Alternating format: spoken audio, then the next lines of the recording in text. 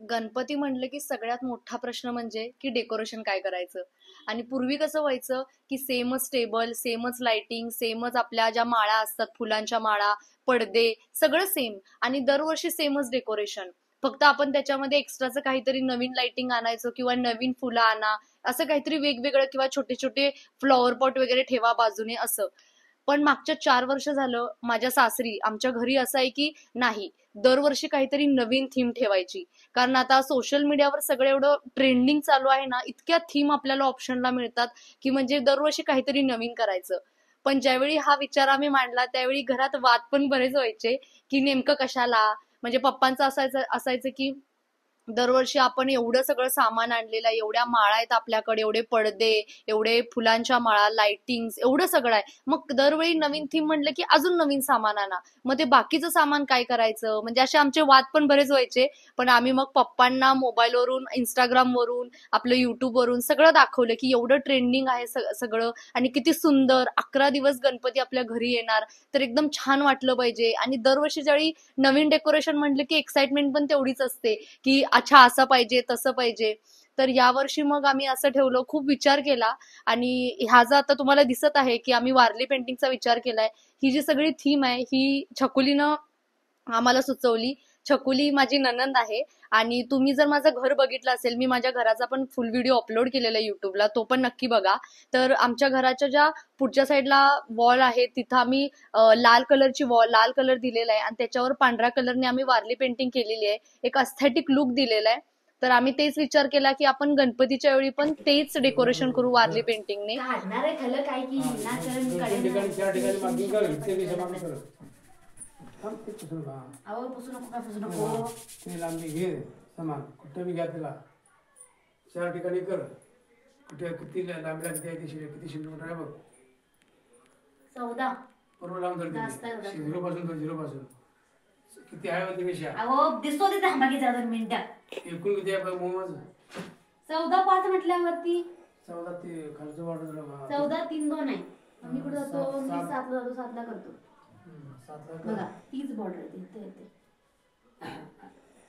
इथे राहते कर गणपतीचे 3-4 ठिकाणी.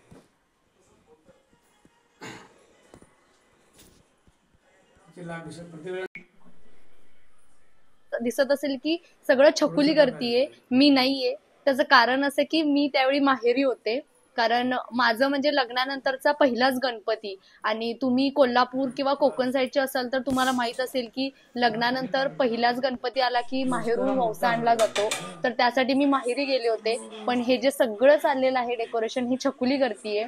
आणि आता साईडनं अशा 4 बांबूच्या काट्या आहेत आणि त्याच्यावर असं पुट्टा लावलेला आहे. आणि त्याच्यावर पुट्ट्यावर आम्ही कार्डशीट पेपर चिटकवलेला होता. कारण आमचा जिथं गणपती बसवायचा होता त्याच्या मागच्या साईडलाच खिडकी होती. आणि त्या खिडकीतनं असा पूर्ण प्रकाश वगैरे पडतो, त्यामुळं कसं दिसणार ना वारली पेंटिंग, म्हणजे केलेलं आम्ही करायचं कसं. त्यामुळं ही पूर्ण सुचवलेलं होतं आमच्या मम्मींनी. तर आता छकुली त्याच्यावर हळूहळू वारली पेंटिंग करतीये. आणि चालू आहे सगळं, तयारी एकदम जोरात चाललेली आहे. आणि पप्पांचं जसं होतं की बाबा एवढ्या सगळ्या लाइटिंग्स काय करायच्या, पडदे काय करायचे, एवढं सामान मग तुम्ही तसंच ठेवणार का दरवर्षी. मग आम्ही तोही विचार केलाय की ठीक आहे, आपली वारली पेंटिंग आहे, आपण गणपतीच्या मागच्या साईडला आणि पुढच्या साईडला थोडंसं वारली पेंटिंगचं करू. आणि साईडून आपलं एक मंडप करू. आणि त्याच्यावर आपल्या ज्या लाइटिंग्स आहेत किंवा आपले जे फुलांच्या माळा आहेत त्या लावू, पण थोड्या वेगळ्या प्रकाराने, म्हणजे थोडं क्रॉस मध्ये वगैरे करू, काहीतरी डिझाईन करू. तर ते सगळं चाललेलं आहे आमचं तयारी आता. झालं एकदाचं डेकोरेशन. कसं वाटतंय मग मला नक्की सांगा. आणि दुसऱ्या दिवशी आम्ही गणपती बाप्पांना पण आणलं आमच्या घरी.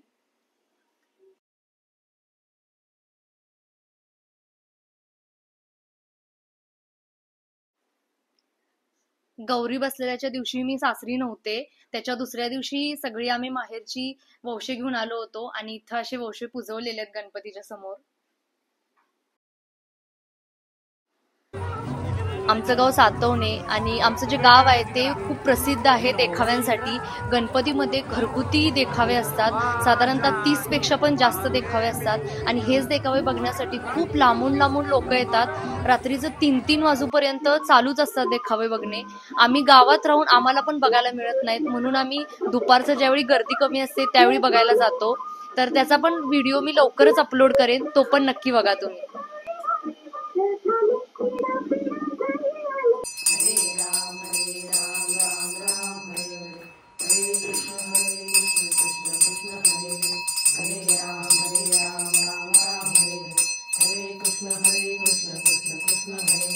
10 दिवस कसे गेले समजलंच नाही. विसर्जनाचा दिवस पण आला. फुल पडलं फुल पडलं.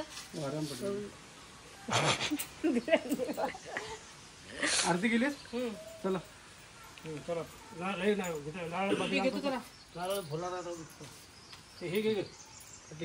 नाग राहू घेते पिशवीत घाला की पडते.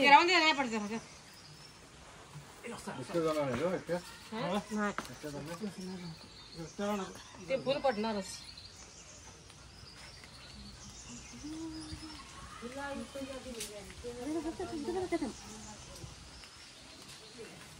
चल पुढे बघ पुढे बघ. एकटा दूध पाहिजे म्हणते बघून तेव्हा.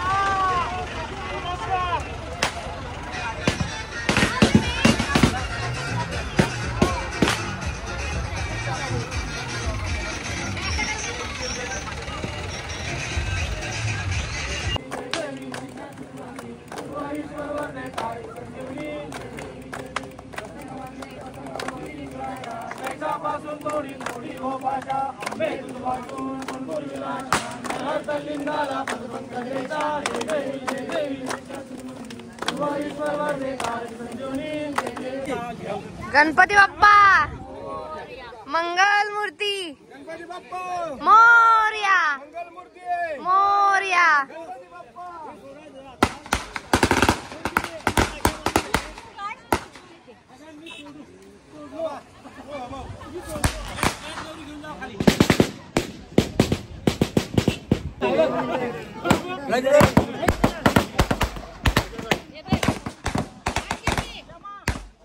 पुरा पाहुणे मी काय खाणार नाही तब्येत खराब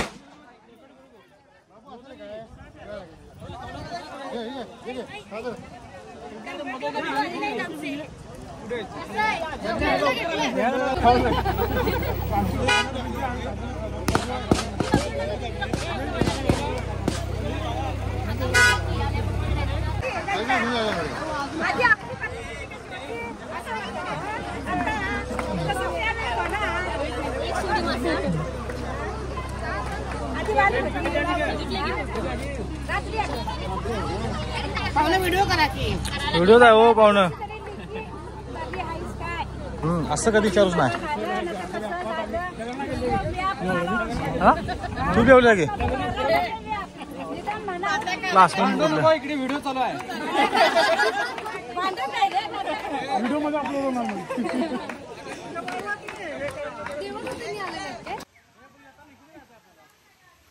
गणेश उत्सव संपला आणि सगळेजण आपापल्या कामाला लागलेत आता.